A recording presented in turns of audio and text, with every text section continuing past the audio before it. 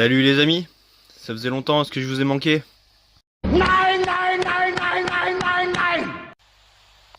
Non, plus sérieusement, aujourd'hui je vous parle de la saga Dead Rising et de la figurine qui est sortie pour le jeu Dead Rising 2.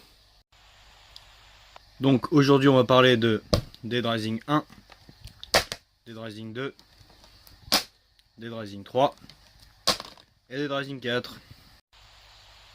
Donc on commence par Dead Rising 1, sorti en 2006. Donc c'est le premier, il est pas mal bourré de défauts, mais l'esprit fun était déjà assez présent. Le seul problème venait en fait que le personnage était ultra lent, que l'intrigue était bien trouvée dans le magasin. Ça nous rappelle le film de George Romero, Zombie. Mais comment dire, il y a vraiment trop de défauts. Le fait qu'il soit vraiment lent, ça gâche vraiment l'expérience de jeu. Mais heureusement, en 2006 sort Dead Rising 2 qui va corriger pas mal de défauts du premier. Notamment le personnage est beaucoup plus rapide. Et surtout, il met en place le système de comment dire, d'accumulation d'armes, notamment comme on peut voir sur la boîte, la pagaie tronçonneuse, mais bien d'autres, puisqu'on peut le cumuler par exemple à une moto ou voilà. Donc cet opus est bien plus fun et amusant à jouer. Donc pour l'histoire, celui-là, on incarne le héros principal dont j'ai totalement oublié le nom, mais sa fille se fait mordre par un zombie. Et en fait, la trame principale, c'est surtout d'aller chercher la substance qui permet de sauver les zombies, donc le Zombrex, qui ne les sauve pas, mais qui ralentit le processus de zombification. Donc voilà, dans ce deuxième opus, on met en place des mécaniques de gameplay qui sont vraiment fun. On a vraiment envie de découvrir tous les plans pour se fabriquer des armes totalement what the fuck. Mais c'est pas que des armes en fait, on peut aussi faire des véhicules. Ils sont assez limités, mais ils sont présents.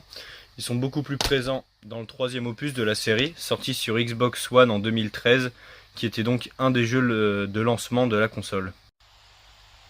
Donc l'histoire dans ce troisième opus, c'est Nick Ramos, de mémoire, qui essaie en fait juste de se barrer de la ville en avion.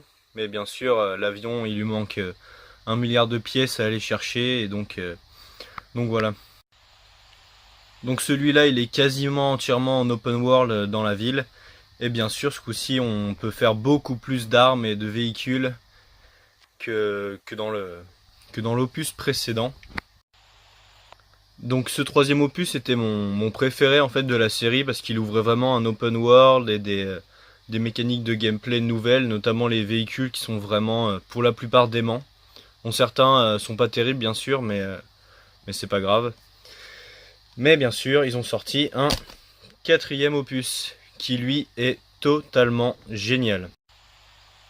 Donc ce quatrième opus reprend le héros du premier, donc Frank West, qui c'est une période de Noël. Donc je tiens à le préciser, donc c'est franchement génial, on peut affronter le Père Noël et lui latter la gueule. Mais surtout pour une fois l'histoire est vraiment très très bien. Donc pour la petite histoire, c'est toujours une histoire de ville en fait. Je pourrais pas vraiment vous dire, mais c'est toujours le gouvernement qui a fait des expériences et que bah, nous on se retrouve dans la merde et qu'on essaye de découvrir qu'est-ce qu'ils ont fait, parce qu'à la base le héros est journaliste et veut juste faire un reportage en fait. Donc juste avant de passer à la figurine, je voulais dire que ce quatrième opus n'a pas fait grand bruit, parce que je l'avais vraiment pas entendu parler, mais pourtant il est vraiment largement supérieur à ses prédécesseurs, et clairement bah, c'est mon préféré. Donc on passe tout de suite à la figurine, sortie pour le deuxième opus de Dead Rising.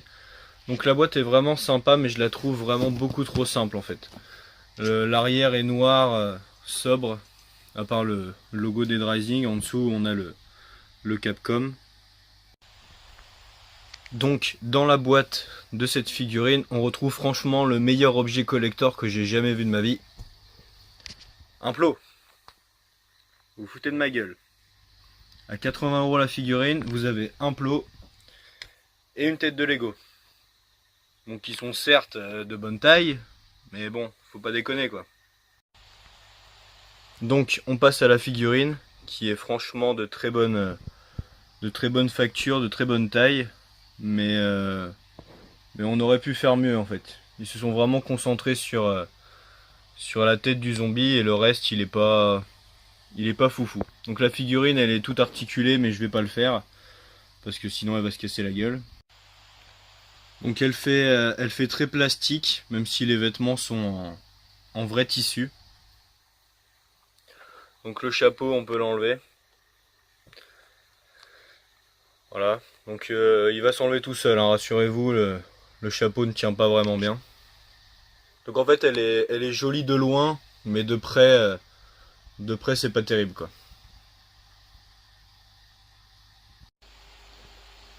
Donc voilà, de loin sur une étagère, ça rend plutôt pas mal je trouve. Donc mon petit bilan sur cette figurine, c'est qu'elle est pas trop mal si vous pouvez la trouver à pas cher, ça décore bien les étagères. Mais bon, ils auraient pu faire mieux, mais bon, on va pas trop en demander non plus. Donc voilà, on va se laisser sur cette jolie tête de Lego. Donc j'espère que la vidéo vous a plu, que vous la partagerez à vos amis. Dites-moi en commentaire si vous aimez bien la saga Dead Rising. Et voilà, abonne-toi. Allez, à la prochaine.